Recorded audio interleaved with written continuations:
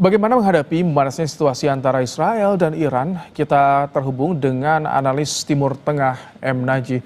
Selamat malam Mas Naji. Selamat malam, Mas. Mas, ini Israel Iran berhari-hari kian memanas saling balas serangan. Bagaimana situasi seperti ini bisa diakhiri dengan damai? Siapa kuncinya, Mas? Iya, saya kira ini adalah situasi yang memprihatinkan ya, bagaimana konflik di berbagai wilayah ini tidak berkesudahan, terutama di wilayah Timur Tengah ya.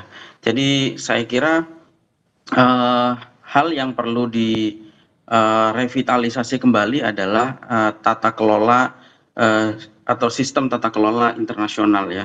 Kita melihat bagaimana lembaga-lembaga internasional tidak menjalankan perannya dalam hal ini, sehingga masing-masing negara bergerak sendiri-sendiri ya. Tentu ada beberapa negara kunci saya kira yang bisa bertindak dalam perannya sebagai mediator ya.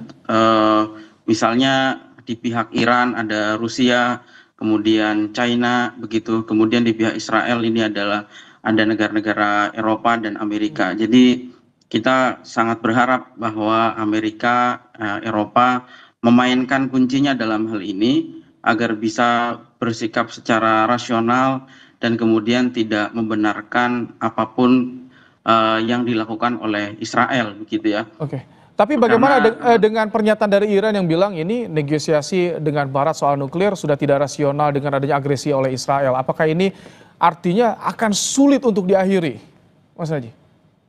Iya, sejauh ini memang belum ada titik kapan perang akan segera berakhir ya.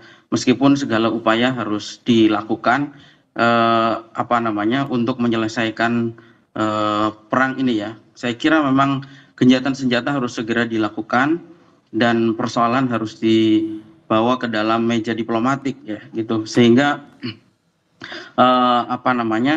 perang ini harus segera diakhiri saya kira, dan kembali lagi ke meja perundingan. Saya kira Iran akan sangat terbuka ketika Amerika ya bisa menjaga objektivitasnya gitu. Saya kira itu. Tapi malah meminta warga Teheran untuk mengungsi, apakah ini bukannya memperkeruh, Mas Naji? Tadi Donald Trump kita simak bersama. Itu yang disayangkan saya kira ya, karena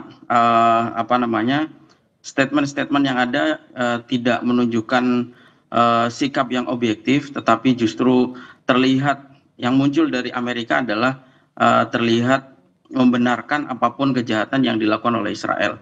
Padahal bagaimanapun serangan Israel terhadap Iran ini jelas-jelas melanggar hukum internasional.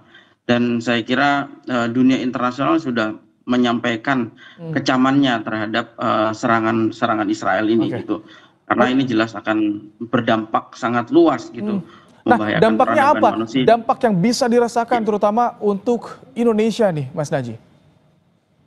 Yang jelas dampaknya ini akan sangat luas. Pertama, memperparah ya instabilitas di Timur Tengah, bahkan global. Apalagi kalau Iran sampai menutup Selat Hormuz, itu artinya minyak dunia akan melonjak dengan tajam dan akan terjadi inflasi global yang tentu akan berdampak ke Indonesia gitu.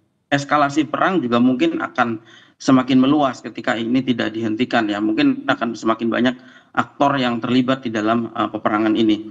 Karena itu pemerintah saya kira perlu mengambil langkah-langkah antisipasi atas dampak yang terjadi dari perang Israel dengan Iran ini ya.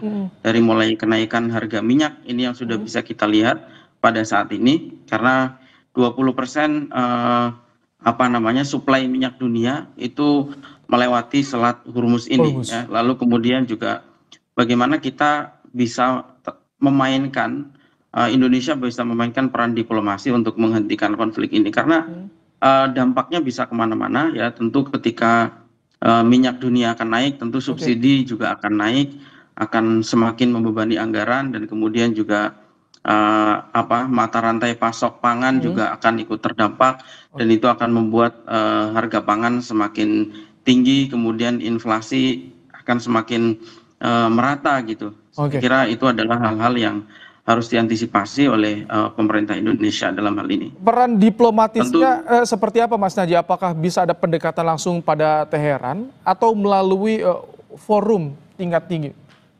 ya saya kira melalui platform-platform internasional ya, seperti misalnya OKI, negara organisasi konferensi Islam ya, lalu kemudian juga ada beberapa lembaga-lembaga internasional, tentu juga di PBB ini juga harus terus disuarakan ya, gitu, karena supaya ya memang harus bahu membahu semua negara.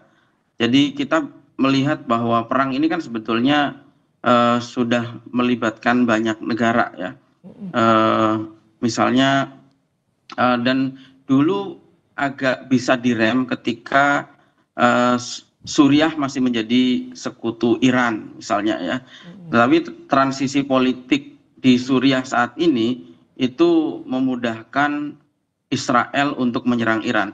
Negara-negara Arab sendiri saat ini ya bisa kita bilang lebih berpihak kepada Israel, misalnya Mesir ya, kemudian Yordania, Suriah, yang mengizinkan wilayah udara mereka untuk dilintasi roket-roket atau serangan-serangan militer Israel. Di sisi lain ketika ada serangan balasan dari Iran, banyak roket-roket Iran ini dijatuhkan di wilayah Yordania dan juga Suriah. Ini saya kira karena ini sudah semakin kompleks ya, melibatkan banyak negara, sehingga mau tidak mau memang harus ada mekanisme internasional untuk segera menghentikan konflik ini. Dan saya kira Indonesia punya peran yang suara yang penting ya, seharusnya. Ini bisa yang segera bisa dilakukan tidak? Karena ini udah 4 hari tapi eskalasinya begitu tinggi. Bisa segera dilakukan tidak untuk meredam kedua negara? Seharusnya bisa dilakukan, dan ini memang yang realistis yang bisa melakukan ini adalah tentu negara-negara besar ya, pemain aktor-aktor global ya. Dalam hal ini Amerika tentu saja punya peran sangat penting dalam misalnya menekan Israel agar menghentikan serangannya ke Iran. Di sisi lain mungkin Rusia juga bisa membujuk Iran agar supaya menghentikan balasannya. Tetapi tentu harus dari dua belah pihak ya. Selama Israel masih melakukan serangan, karena Israel yang memulai, tentu akan ada serangan balasan dari Iran yang itu akan menjadi tidak berkesudahan, bahkan mungkin akan menyeret beberapa negara ke dalam eskalasi konflik yang lebih luas. Baik, terima kasih untuk pandangan Anda, ulasan Anda, M. Najih, analis Timur Tengah di Kompas Malam.